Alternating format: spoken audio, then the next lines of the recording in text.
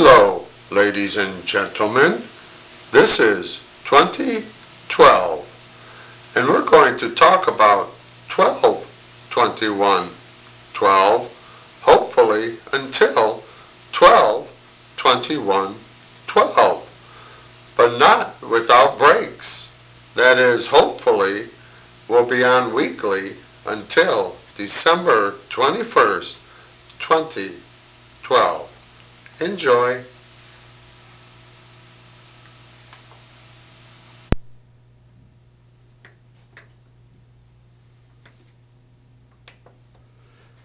Your cable boxes and computers have microphones in them. Your cell phones, while hung up, are microphones. All cell phone activities are recorded. They can hear us whisper. Cameras everywhere, and soon your money will have RFID technology and will be traceable. They're putting 80 satellites in space and will track everyone going in and out of a building. Welcome to 2012, the production. The production that I jeopardized my life and social status to bring to you.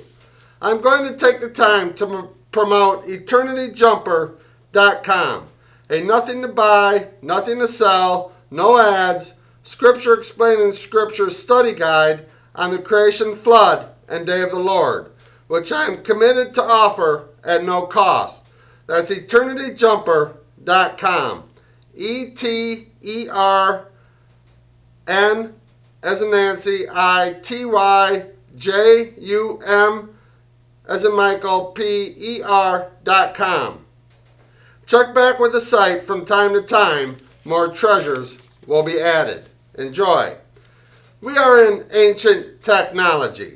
If you think you're involved in high technology, whether at school, work, or home, open the Holy Bible and you'll find real high technology. If you think nanotechnology is superior, have someone nail you to a cross, and when you get dry mouth, have them put vinegar on your tongue. Then when you die, have them take you down and stick you with a sword in your side. And come see me in 3 days and tell me how it went. And cause it to be for the salvation of the world. I'm going to reveal some new information. As I told you at the beginning, I would not keep you in the dark. Police agencies are purchasing vans that x-ray vehicles and buildings looking for drugs, guns, terrorist devices. Now, you might think, so what? Well, in China, there's a city that has this technology they're using, which you might say, again, so what? However, it has been revealed that they're x-raying women while they're dressing and in the buff. So look for revelations of this occurring in the U.S. also. The age-old question comes to mind. Who's going to watch the watchers? And we're going to study, ladies and gentlemen, and we're going to look at Edgar Cayce's prophecies. And we're going to go to, and we're going to look, study from ApocalypseSoon.com. Edgar Cayce gave more than 14,000 readings while under a sleep-like trance. Many of his readings dealt with the health and personal lives of many people. His readings also included Atlantis, ancient Egypt, and the current age that we are presently living in. The sleeping prophet talked about catastrophic earth changes, shifting of the magnetic poles, and changing weather patterns where cold climates become tropical and tropical become cold. His prophecies predict great and profound catastrophes and disasters that will affect the lives of everyone on planet Earth. Continents change shape and countries disappear overnight. Many of these prophecies parallel those predicted by other prophets over the centuries and seem to coincide with the same timetable also. The timetable for both is that of our current age, the age of the millennium plus or minus a few years. The great earth changes he predicted would occur over the span of one generation. Some people put this as 40 years and have set a period beginning in 1958 and ending in 1998. We can see from this why prophets shouldn't set specific dates. The changes would begin slowly and at the beginning of this period. An increase in intensity, frequency, and unpredictability in earthquakes and weather anomalies such as violent storms and droughts. Later in the period, these changes would drastically increase in frequency, intensity, and violence. One of the signs of the entry into this period is the movement in land masses in the Pacific Ocean area, simultaneously with similar activity in the Mediterranean Sea and Mount Etna in Sicily. This will mark the beginning of the earth changes on a grand scale. California and Baja Peninsula will disappear during a series of intense earthquakes. San Francisco, Los Angeles, and Santa Barbara will be only a few notable cities that will not exist afterwards. The Pacific Ocean will cover the western part of the U.S. up to Arizona and Nebraska. Both will have ocean harbors, towns. The southern parts of, and again, ladies and gentlemen, this is on Casey Prophecies in apocalypsesoon.com. The Pacific Ocean will cover the western part of the U.S. up to Arizona and Nebraska. Both will have ocean harbors, towns. The southern parts and coastal regions of the Carolinas and Georgia will be submerged under the ocean. The greater part of Japan will go into the sea. Northern Europe will also change, especially those parts near the Arctic Circle. Toward the end of the period for these upheavals to take place, the Earth will shift its poles, causing the polar caps in the Arctic and Antarctic to begin melting. When this occurs, there will be a major rising on the ocean levels that some estimate to be several hundred feet. A large part of the coastal land masses worldwide will be flooded, and there will be an exodus of people to higher ground. Edgar Casey also predicts that there will be new lands rising from the depths of the Atlantic and Pacific Oceans, in the Caribbean and off the coast of Bimini in the Bahama Islands. Okay, and again, ladies and gentlemen, that's Casey Prophecies from apocalypsesoon.com, and we are going to look at our ancient technology, and the ancient technology is working well. The digitals are moving, the knobs are turning, the switches are switching, and our ancient technology is working well. And we're going to continue on with Edgar Casey, and we're going to go to edgarcasey.org. And this is December 21st, 2012, Mayan Year of Destiny. At present, the year 2012 is only of interest to those of us who believe in the wisdom of ancient cultures. But soon, very soon, everyone is going to be looking for more information about this Mayan prophesied year of destiny, which many believe to be the end of the Mayan calendar, and thus the end of time as we have known it. Let's look at this calendar and this specific date more closely. And we're going to begin with the long count calendar. Actually, it all began with a discovery that has been known for decades about the culture that invented what is known as the long count calendar. On the Pacific coastal plain of Chiapas, Mexico, a few miles from the Guatemala border, the astrological observatory of the Izapa civilization was located. Some believe that the Izapa were the transitional culture between the order of Olmec civilization between the older Olmec civilization and the emerging Maya. Others believe the Izapa were the Olmecs. For almost 1,000 years, the Izapa recorded the long count calendar on monuments and ceramic vessels. For most of the dates referred to local, mundane events like the crowning of a specific king. However, some of the long count monuments referred to mythological events that occurred at the beginning of the current world age that we are living in and will soon come and is soon coming to an end. The Maya adopted the Izapa calendar, creation myths, and time cycles counting method. Time cycles.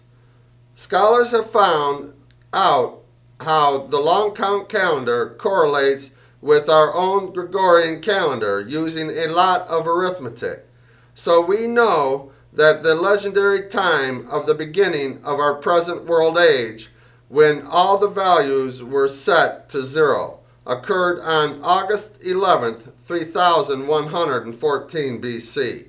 And using the complex system of Mayan backtons, measurements of time, we can calculate that their calendar reaches a new 0 point.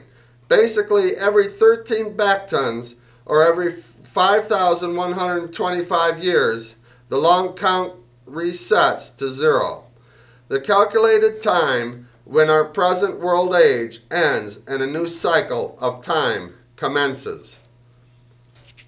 And again, ladies and gentlemen, this is from EdgarCasey.org, and it's December 21st, 2012, Mayan Year of Destiny. Creation, Fall, and Resurrection. Several creation monuments describe events that occurred in 3114 BC. The texts associated with these creation monuments reports that creation happens at the black hole, at the crossroads, and the image will appear in the sky.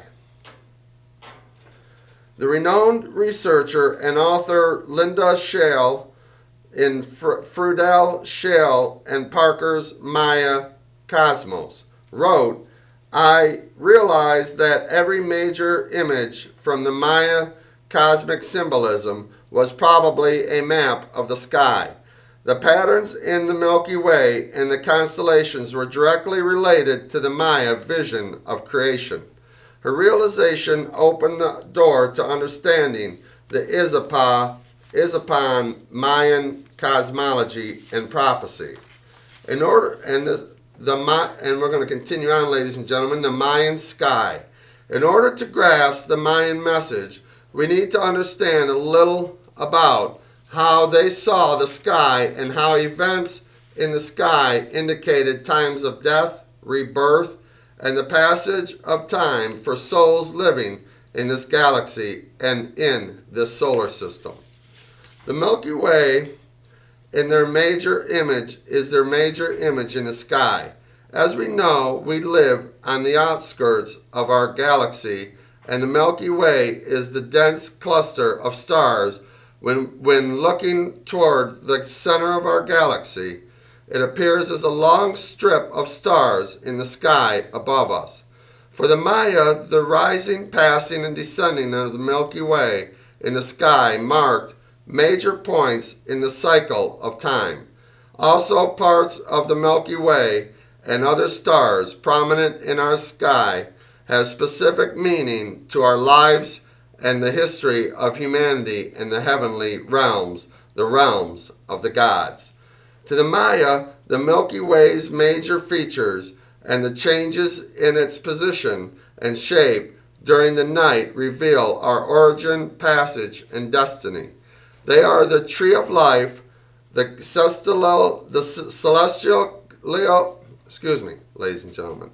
They are the tree of life, the celestial crocodile that gnaws at the tree of life, the cosmic canoe of the paddler gods that follows after the crocodile, the lying down sky or black dream place, and 7 stars in the Big Dipper representing the egocentric Seven Macaw, who attempted to take the place of the sun. Simplified, the heaven passage tells the story of the serpent in the Garden of Eden. Okay, ladies and gentlemen, let me repeat that, ladies and gentlemen.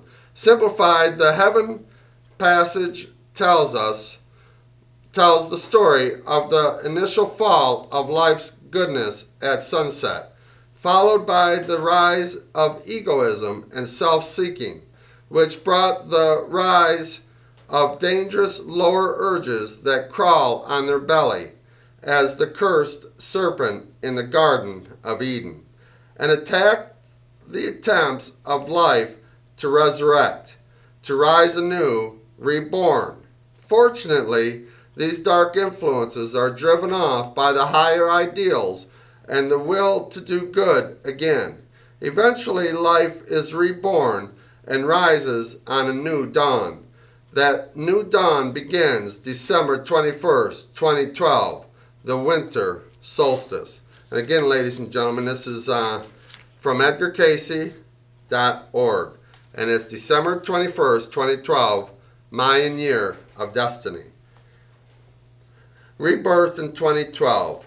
On August 11th, 3114 BC, a new solar age began, and the Sun Lord was reborn from the out of the darkness that had overcome all life.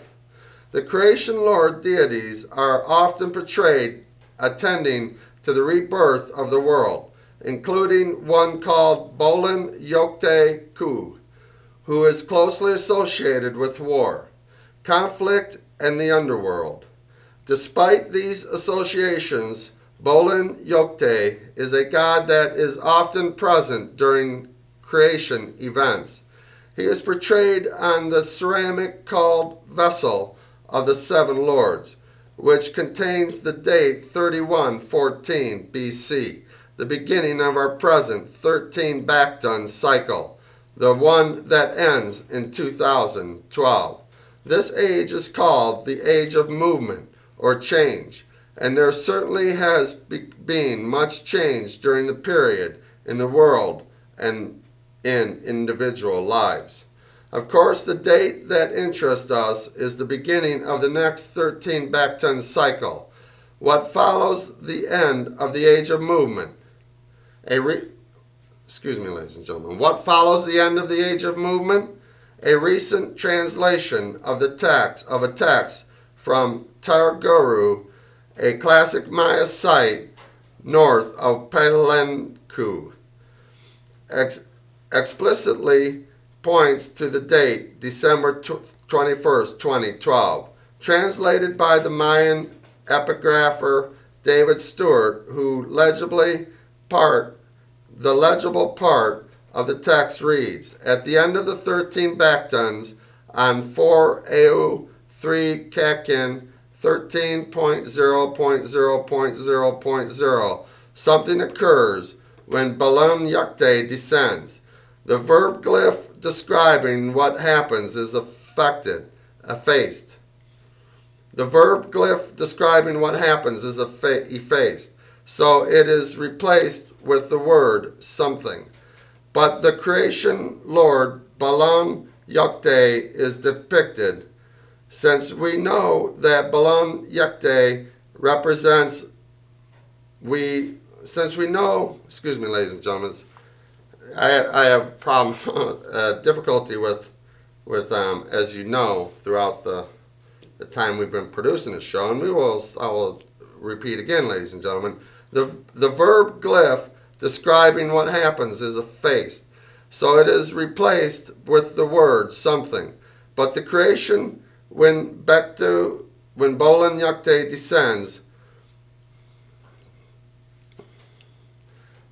one more time, ladies and gentlemen, one more time, and after that, that's it. I've had it, I'm leaving, and that's it. No, I'm just kidding, ladies and gentlemen. The verb glyph describing what happens is effaced, so it is replaced with the word something. But the creation lord Bolan Yakte is depicted. Since we know that Bolan Yakte represents since we know what Bol and Yekte represents, we may assume that this means that 2012 was thought of by the Maya as a creation or recreation of the world, likely during a time of war, conflict, and dominance of the underworld and the lords of the underworld. Bol and Yekte represents all of these qualities. As we can see, the end of the Mayan calendar and the age of movement is simply the end of an age. And important to us, it marks the beginning of the next cycle of rebirth, renewal, and resurrection to even higher levels of enlightenment and understanding. And again, ladies and gentlemen, this is from edgarcayce.org. The sky signs. There are no specific markings or statements about the year 2012 on the archaeological artifacts at Izapa, but there are numerous images at Izapa that portray a rare celestial alignment that appears in the skies in the years around 2012. This galactic alignment marks the rebirth of the December solstice and the rebirth of the Sun Lord over the 7 Macaws' attempts to replace him. The Sun Lord rises through the dark rift in the Milky Way. Located between Sagittarius and Scorpio, Scorpio is depicted near the base of the Tree of Life in Mayan illustrations. Souls on Earth experience a change of galactic seasons, a celestial time cycle shift, with our sun moving into rebirth at the black hole, at the celestial base of the Tree of Life, a location in the great Milky Way. December 21st, 2012 signals the end of this 5,125-year age of movement that we've been living in and the commencement of a new Earth age. What follows the age of movement? Some say that 2012 marks the end of the world, but many more say that it is a new beginning. Nostradamus wrote that he sees to the year 3797. The biblical revelation sees a time when all evil will be banished from the earth, from the world, and that period will last for 1,000 years. And though the Mayan and Aztec artifacts do not tell of a time beyond the age of movement, their ancestors carry a tale of 2 more ages to follow the age of movement. They are the age of the spirit of all living things, followed by the age of the return to oneness, indicating that there is much left to do and much soul growth to realize and make our own.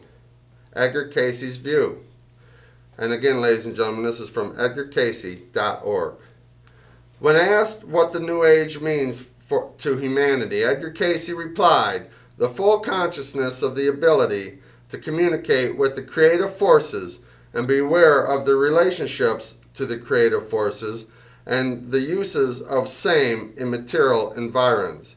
This awareness during the era or age of Atlantis, in the age of Atlantis and Lemuria and Mu, brought what? Destruction to man and his beginning of the needs of the journey up through that of selfishness. And his beginning of the needs of the journey up through that of selfishness. Cayce is informing us that in a previous time cycle, humanity had a level of consciousness and relationship with the creative forces that allowed us to live at a higher levels of material, mental, and spiritual activity in the earth and beyond. Unfortunately, we misuse this consciousness and the power that came with the close relationship to the forces. This misuse brought on the destruction of our great cultures and a long karmic soul journey through the pain and confusion that resulted from our selfishness and self-centered focus on our will without regard for the will of the Creator and others. Now, as the cycles come around again, we are nearing a time when the level of consciousness and relationship with the creative forces will allow us once again to regain these powers. How will we use them this time?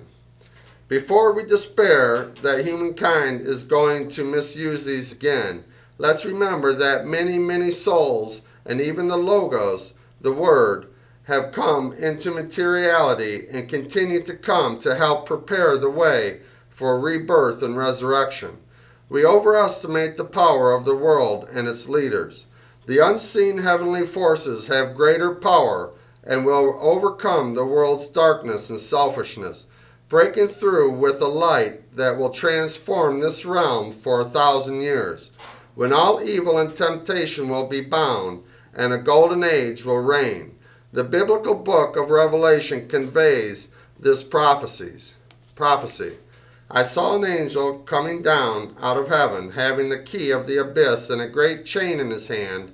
He seized the dragon, the old serpent, which is the devil and Satan, who deceives the whole inhabited world, and bound him for 1,000 years. And that's Revelation 22. Of course, souls in the world must help lift humanity to higher levels of understanding, love, and spirituality. Is 2012 the beginning of the fulfillment of these wonderful prophecies of the Izapa, Mayan, Maya, Aztecs, Edgar Cayce, and the Revelation? Or is it just another step on a long journey towards such fulfillment? The answer depends on us. How many of us catch the vision and raise our vibrations and consciousness to contribute to a truly new age of enlightenment will determine what occurs in January 2013. And again, ladies and gentlemen, that's from edgarcayce.org. And again, I apologize for stumbling on some of those words from the Aztecs or from Mexico and whatnot, ladies and gentlemen. I apologize for that. And we will look at our ancient technology. And our ancient technology is working well. The digitals are moving, the switches are switching, and the knobs are turning, and the ancient technology is working well. I'd like to encourage you to visit eternityjumper.com, a no-buy, no-sell, no advertising website that explores the creation flood and day of the Lord. And ladies and gentlemen, I challenge you to look at eternityjumper.com and to go to the Father's presence and the Son's presence during the end, which has verses, many verses dealing with the Father's presence in the end and the Son's presence, and being, of course, Jesus Christ being born again, ladies and gentlemen, because he did say a man must be born again.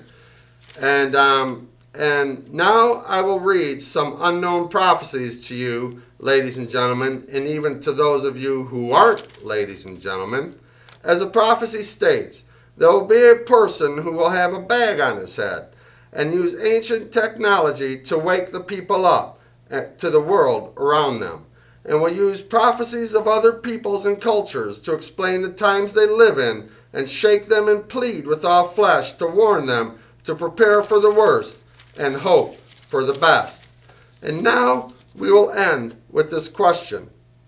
For those of you who get your power from Satan, what are you going to do without your leader?